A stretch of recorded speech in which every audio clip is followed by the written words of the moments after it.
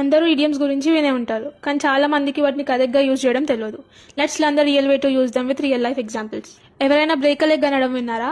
అంటే వాళ్ళు కాలు ఇరగొట్టడం గురించి మాట్లాడుతున్నారా? బ్రేక్ ఎ లెగ్ అంటే గుడ్ లక్ విష్ చేయడం, కాలు ఇరగొట్టడం కాదు. Break a leg. Yeah, break a leg. Break a leg. Break a leg.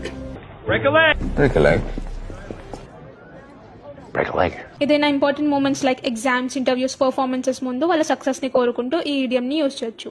కానీ జాబ్స్కి ట్రై చేస్తున్నప్పుడు లేదా ఏదైనా టఫ్ ప్రాబ్లమ్ సాల్వ్ చేస్తున్నప్పుడు బ్రేక్ అ లెగ్ యూజ్ చేయడం కరెక్ట్ కాదు. జస్ట్ గుడ్ లక్ అని అంటాము. You have a dance performance today, break a leg. Tomorrow is your interview, break a leg body.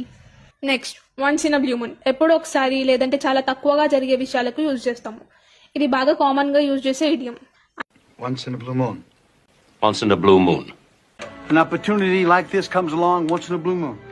I meet my school friends once in a blue moon. I eat fast food once in a blue moon. Idioms మన ఇంగ్లీష్ని బాగా upgrade చేస్తాయి, కానీ కరెక్ట్గా use చేయడం చాలా important. Next time idioms వాడడానికి chance వస్తే కాన్ఫిడెంట్గా యూజ్ చేయండి. Thank you, bye bye.